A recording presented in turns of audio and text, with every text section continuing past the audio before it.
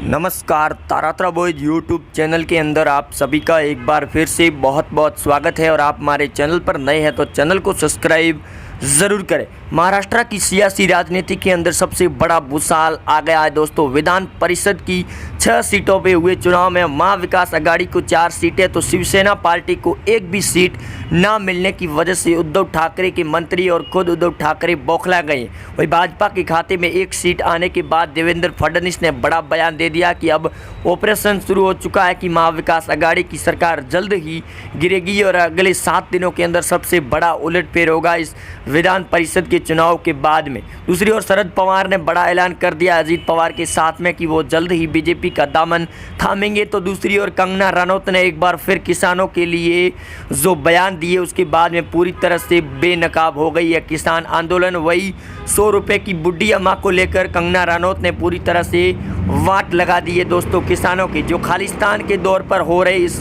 पूरे खेल के अंदर बेनकाब हो चुकी है कांग्रेस और खालिस्तान के लोग, क्योंकि अभी हाल ही में कंगना रनौत को लेकर सिख समुदाय की कमेटी ने बड़ा नोटिस भी जारी किया है। दूसरी ओर हैदराबाद के चुनाव के अंदर करीब 150 सीटों में से भाजपा के खाते में 33 सीटें और ओवैसी के खाते में करीब 41 सीटें आने के बाद ओवैसी की पूरी तरह से वाट लगा दी है बीजेपी की ने। जहां ओवैसी ये दावा कर रहे थे कि इस बार हैदराबाद के नगर निगम चुनाव में वो 100 सीटें लेकर आएंगे, लेकिन उनके द्वारा दिए गए बयान और उनके द्वारा दिए गए फैसले पूरी तरह से खाली बेनकाब हो गए और ओवैसी अब घर के नए रहे ना घाट के, जिसके बाद में वो पूरी तरह से बेनकाब चेहरे सामने आ रहे। क्योंकि हैदराबाद के चुनाव काफ़ी ज़्यादा अहम थे और इस बीच में योगी आदित्यनाथ ने भी असुद्दीन ओवैसी की पूरी तरह से लंका लगा दी थी और उनकी वाट लगाने के लिए वो हैदराबाद के नगर निगम चुनाव के अंदर चुनावी प्रचार में भी गए थे, जिसके बाद में पूरी तरह से ओवैसी की पार्टी AIM पूरी तरह से बौखला गई है और ओवैसी खुद भी बौखलाए हुए नज़र आ रहे हैं। और आगे अब देखना होगा कि ओवैसी क्या बयान देते हैं इन चुनावों को लेकर, क्योंकि जो योगी आदित्यनाथ ने बड़े फैसले और बड़े बयान दिए थे हैदराबाद के चुनाव में, उसके बाद में पूरी तरह से समीकरण चेंज हो चुके हैं और हैदराबाद की पार्टी के ओवैसी की पार्टी के खिलाफ में लोगों का गुस्सा भी निकल कर सामने आ रहा है। महाराष्ट्र की सियासी राजनीति के अंदर संजय राउत एक बार फिर बौखला गए, क्योंकि योगी आदित्यनाथ ने फिल्म इंडस्ट्रीज़ को लेकर जो बड़े फैसले और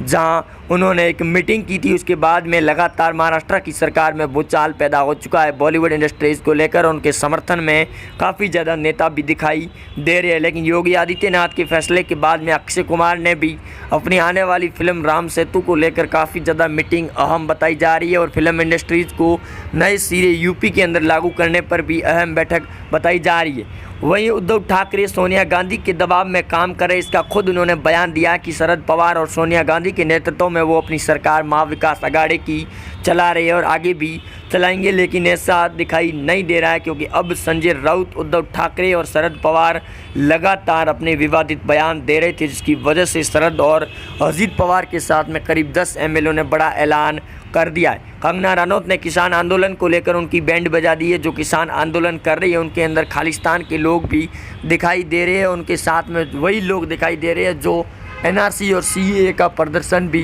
कर रहे थे। इसकी वजह से अब कंगना को लेकर काफ़ी ज़्यादा कंगना एक बार फिर किसानों पर बवाल मचा रही है और शेरनी का रूप दिखाई दे रहा है, क्योंकि हाल ही में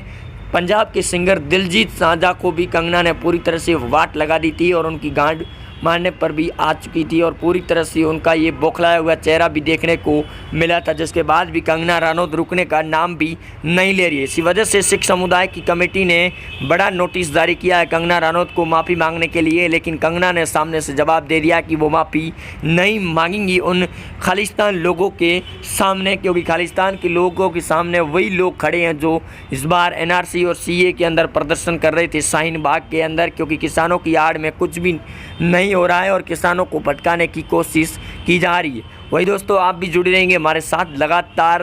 तारात्रा बॉयज चैनल के साथ में, क्योंकि लगातार बॉलीवुड से लगाकर उद्धव ठाकरे की सरकार की वाट लगाने के लिए हमारा चैनल 2400 घंटे खुला रहेगा। और उद्धव ठाकरे की MVA सरकार में जो भूचाल मचा है और बीजेपी के द्वारा जो बयान दिए जा रहे हैं उसके अंदर पूरी तरह से वो बौखलाए हुए नज़र आ रही है। वहीं हैदराबाद के जो चुनाव के अंदर ओबीसी पार्टी पूरी तरह से बौखलाए हुए है और उनके नेता भी बौखलाए हुए हैं और वो भी अब कांग्रेस की तरह ये आरोप लगा रहे हैं कि ईवीएम मशीनों के अंदर घोटाला किया गया बीजेपी के द्वारा, क्योंकि बीजेपी को पिछले 2016 के अंदर हैदराबाद की नगर निगम सीटों में सिर्फ 2 सीटें ही मिली थी, लेकिन इस बार 150 में से वो 33 सीटों पर अपना मुकाम पा चुकी है। और फिलहाल जो मतगणना चली थी उस दौरान बीजेपी ने करीब 62 सीटों पर बढ़त बनाई थी, लेकिन जैसे जैसे समय ढलता गया उस बार बीजेपी 33 सीटों पर आई तो एआईएम सीटों पर सिर्फ 40 सीटों पर भी संतुष्टि करनी पड़ी। वहाँ की टीएमसी पार्टी के द्वारा करीब 67 सीटों का सामना हुआ, जहाँ उनको पूरी तरह से सरकार उन्होंने वहाँ पर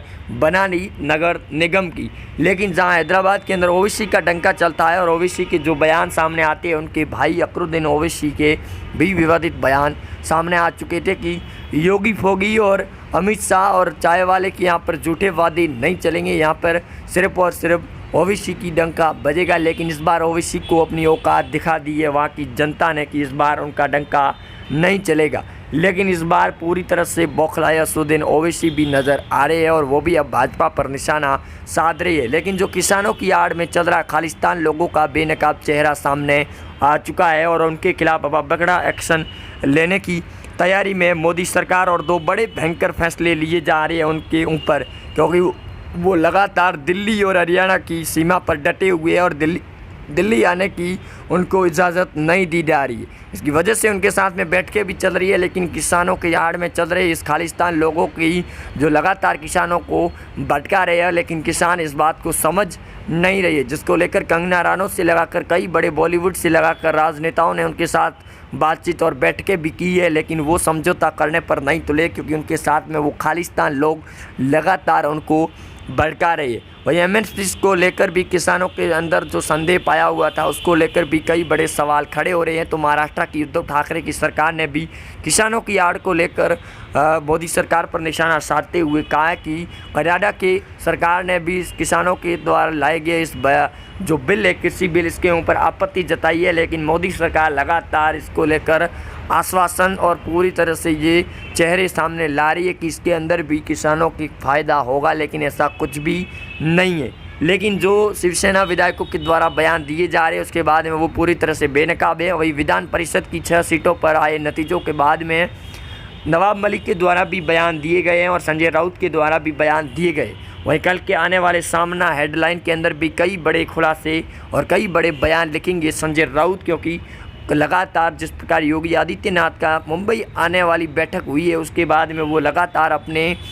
जो तेवर हैं वो दिखाई दे रहे हैं। उनके तेवरों पर लगाम लगाने के लिए अब योगी और अमित शाह बड़ा फैसला लेंगे, क्योंकि आने वाले बीएमसी के चुनाव में महाराष्ट्र को बड़ा झटका होगा। यहाँ तक कि उद्धव ठाकरे की सरकार और महाविकास आघाड़ी के गठबंधन को लेकर लगातार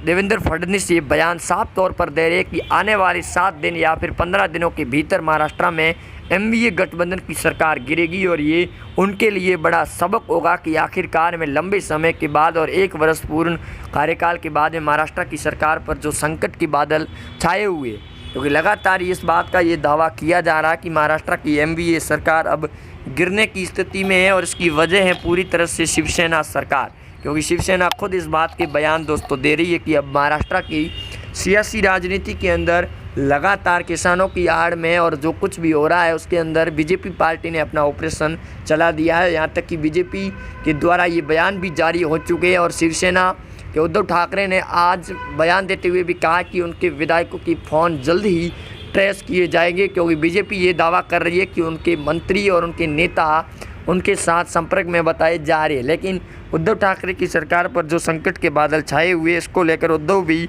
अभी तक चिंतित नज़र आ रहे हैं और वो खुद इस बात को मान रहे कि बीजेपी इस बार कुछ न कुछ बड़ा घोटाला करने की साजिश तैयार कर रही है। लेकिन देवेंद्र फडणवीस और रामविलास अठावले से लगाकर बीजेपी के केंद्रीय मंत्री ने भी बयान दिए हैं। तो योगी आदित्यनाथ पर सामना मुखपत्र के अंदर छापे गए बयान और हेडलाइन के बाद भी योगी सरकार के मंत्री भी